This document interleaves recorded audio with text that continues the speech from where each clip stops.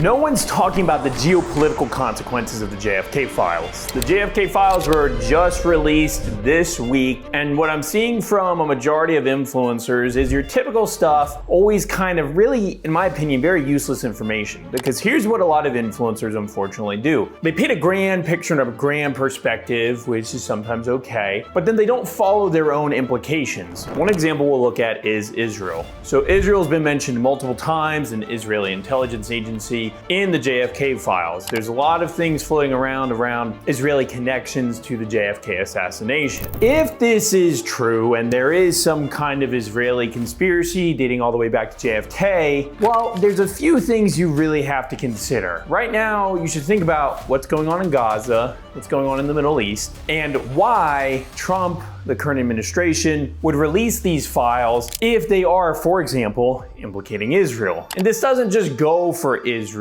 I don't want you to just use this as a anti-Israeli video. I want you to think of any country or any group of people that are mentioned in this context of the JFK files. You can think of the Russians, you can think of Cuba, anyone or any country. You can think of the CIA, right, which is also mentioned in the files, because that's kind of this general idea, right? People believe JFK was either assassinated by the CIA or maybe Lyndon Baines Johnson had him killed. Maybe he was killed by Russia in a covert operations with the Cubans. Maybe for some reason it was Israel because JFK was gonna make AIPAC or Israel, whatever it was, register as a foreign lobbying group. Whatever reasons the conspiracy theory community give, one thing they're kind of losing is, if this stuff is true and those narratives are true, what does this actually mean for the Trump administration? I'll give you an example. In my opinion, Trump does not like Benjamin Netanyahu. He has not liked Israeli foreign policy, running American foreign policy, and that's been pretty clear. A lot of people, of course, look at Trump's donors and assume he's controlled by Israel, and there's a lot of ignorance in that as well, because these people have never worked in politics. It's understandable. But even just the public thinking that there's negative connotations from,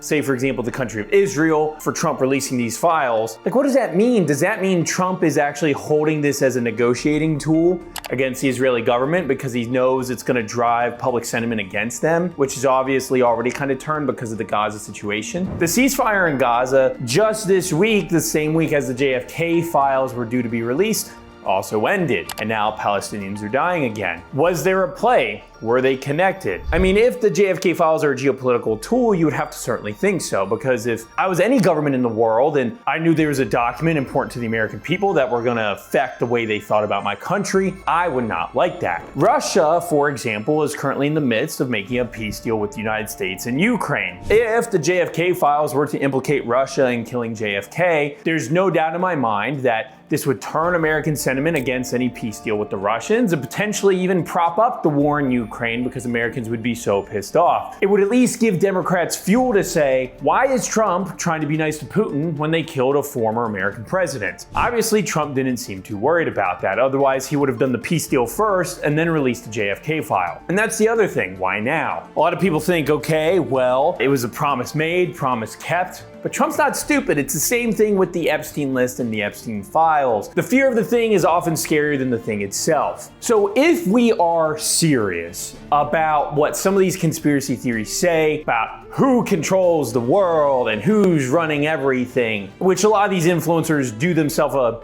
disservice because, like with many conspiracy theories, they paint the enemy to be far more powerful than they actually are, which ends up actually working in the enemy's favor. But if they are true, you need to really be consistent and think strategically around, well, what are the geopolitical implications for this? If it is proven that the Cuban government killed JFK, what does that mean for our foreign policy today? What are the lobbying groups and intel agencies doing to counteract what they think the public sentiment around these JFK files will be? That is also another reason why, potentially, the United States government is not just going to come out and say, here's what we think. The best thing to do is exactly what Trump is doing. Data dump the files, let Americans peek through them, and funny enough, the American public, especially now with artificial intelligence, is incredibly good at doing our own research. There's multiple influencers who are good at doing this and creating different narratives, and then we'll see which narrative rises to the top. But if this is a geopolitical issue, issue, which I believe it is, then the US government wants to stay far away from coming to a single conclusion right away. They will gauge and see what the American public thinks, how they react, how they respond,